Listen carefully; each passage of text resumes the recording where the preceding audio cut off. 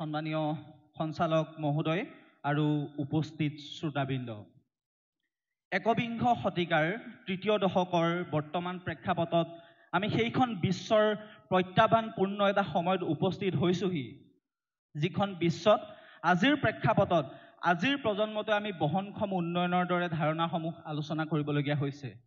1800 খ্ৰীষ্টাব্দৰ পিছৰ সময়ছোৱাৰ পৰাই ঔদ্যোগিক বিপ্লৱে আজিৰ প্ৰেক্ষাপটত বিশ্বক এনে এখন যান্ত্ৰিকতাৰ মাজলৈ ঠেলি দিলে, যাৰ মাজত যুৱ প্ৰজন্মক বহনক্ষম উন্নয়নৰ ধাৰণাটোৰ প্ৰতি সজাগ সচেতন আৰু তেওঁলোকৰ দায়িত্ব আৰু কৰ্তব্য কেনেধৰণৰ হ'ব, সেয়া আজিৰ প্ৰেক্ষাপটত আলোচনা কৰাটো আমাৰ বাবে গুৰুত্বপূৰ্ণ হৈ পৰিছে। আজিৰ প্ৰেক্ষাপটত আমি যেতিয়া লক্ষ্য কৰোঁ যে ভৱিষ্যত প্ৰজন্মটোৰ বহনক্ষম উন্নয়নৰ আটাইতকৈ ডাঙৰ দায়িত্বটো কেনেধৰণৰ হ'ব, ভৱিষ্যত প্ৰজন্মটোৰ যি সচেতনতা, সেই সচেতনতা আজিৰ প্ৰেক্ষাপটত আমাৰ আগৰ প্ৰজন্মটোৱে কেনেদৰে নতুন প্ৰজন্মটোক প্ৰদান কৰিব, তাৰ ওপৰত ভিত্তি কৰিয়েই কিন্তু তেওঁলোকৰ দায়িত্ব আৰু কৰ্তব্যসমূহ নিৰ্ধাৰণ কৰা হ'ব।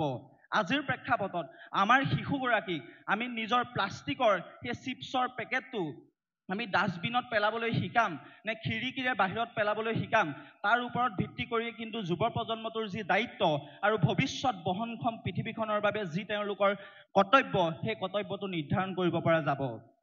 দ্বিতীয় দিশটোলৈ আহিছোঁ, আজিৰ সময়ছোৱাত যুৱ প্ৰজন্মৰ ক্ষেত্ৰত যি ইউথ এক্টিভিজিমৰ দৰে এটা নতুন ধাৰণাৰ সৃষ্টি হৈছে।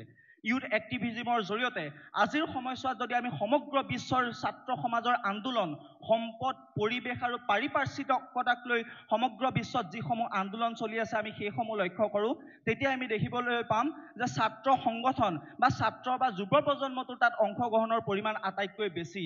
ইয়ে প্ৰমাণ কৰিছে যে বহনক্ষম উন্নয়নৰ বাবে যুৱ প্ৰজন্মৰ দায়িত্ব, সজাগতা, সচেতনতা আৰু ভৱিষ্যতৰ তেওঁলোকৰ সুদূৰ প্ৰসাৰী সিদ্ধান্তসমূহে আমাক কেনেদৰে প্ৰভাৱিত কৰিব। এতিয়া আহিছোঁ বহনক্ষম উন্নয়নৰ ধাৰণাটোৰ বিষয়ে। বহনক্ষম উন্নয়নৰ ক্ষেত্ৰত ৰাষ্ট্ৰসংঘই 17টা লক্ষ্য নিৰ্ধাৰণ কৰি দিছে। তাৰ ভিতৰত আটাইতকৈ গুৰুত্বপূৰ্ণ লক্ষ্যটো হৈছে আমাৰ শিক্ষা ব্যৱস্থাটো। শিক্ষা ব্যৱস্থাটোৰ ওপৰত ভিত্তি কৰিয়েই সেই ৰাষ্ট্ৰসংঘৰ বাকী যি 16টা তেওঁলোকৰ বহনক্ষম উন্নয়নৰ লক্ষ্য আছে, সেই 16টা লক্ষ্য পূৰণ কৰিব পৰা যাব। কিন্তু শিক্ষা ব্যৱস্থাটোৰ ক্ষেত্ৰত আজিৰ সময়ছোৱাত সমগ্ৰ বিশ্ব এখন প্ৰত্যাহ্বানপূৰ্ণ দিশৰ ফালে আগবাঢ়ি গৈছে। আজিৰ সময়ছোৱাত যেতিয়া ভাৰতবৰ্ষৰ হায়াৰ এডুকেশ্যন ৰিপৰ্ট 2023 আৰু 24 তথ্য বিশ্লেষণ কৰি দেখুৱায় যে ভাৰতবৰ্ষৰ 88% শিশুৱে বৰ্তমান প্ৰেক্ষাপটটোলৈকে তেওঁলোকৰ যি মৌলিক দক্ষতাৰ স্তৰ, সেই মৌলিক দক্ষতাৰ স্তৰৰ বিকাশ সাধন কৰিব পৰা নাই। ইয়ে বৰ্তমান প্ৰেক্ষাপটত যি যুৱ প্ৰজন্মটোৰ ঋণাত্মক দিশটোক বিশ্লেষণ কৰে আৰু ভৱিষ্যত প্ৰজন্মৰ তেওঁলোকৰ সচেতনতা, সজাগতা, দায়িত্ব আৰু কৰ্তব্যৰ ক্ষেত্ৰত বহনক্ষম উন্নয়নৰ ধাৰণাটোত এটা ঋণাত্মক প্ৰভাৱ বিস্তাৰ কৰে।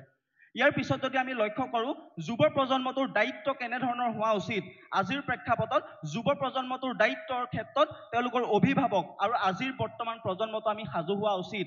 তেওঁলোকক বিশ্ব পৰিৱেশ দিৱস উপলক্ষে, নিজৰ জন্মদিনটোৰ উপলক্ষে বহনক্ষম উন্নয়নৰ এটা ধাৰণা মূৰত সুমুৱাই দি তেওঁলোকৰ হতুৱাই এটা গছপুলি ৰোপণ কৰাই তাত দায়িত্ব সামৰিম নে ভৱিষ্যতৰ দিনত সেই গছপুলিটো ৰোপণ কৰাৰ লগতে প্ৰতিপালন কৰিবৰ বাবে তেওঁলোকক আমি যথোচিত শিক্ষা প্ৰদান কৰিম, সেই সমগ্ৰ ব্যৱস্থাটো নিৰ্ভৰ কৰিব সমাজ, শিক্ষা আৰু দেশখনৰ ওপৰত। আৰু এই ক্ষেত্ৰত চৰকাৰৰ কৰ্তব্যনিষ্ঠাৰো অতিকৈ প্ৰয়োজন। আজিৰ সময়ছোৱাত যুৱ প্ৰজন্মৰ যি মানসিকতা, সেই মানসিকতাটো আটাইতকৈ বেছি নিৰ্ভৰ হৈ পৰিছে প্ৰযুক্তি। আৰু প্ৰযুক্তি নিৰ্ভৰ হোৱাৰ লগে লগে আজিৰ সময়ছোৱাত আমি এইখন মঞ্চত আলোচনা কৰাৰ দৰে বহনক্ষম উন্নয়নৰ এটা নতুন ধাৰণাই আমাৰ চকুত চাট মাৰি ধৰিছে।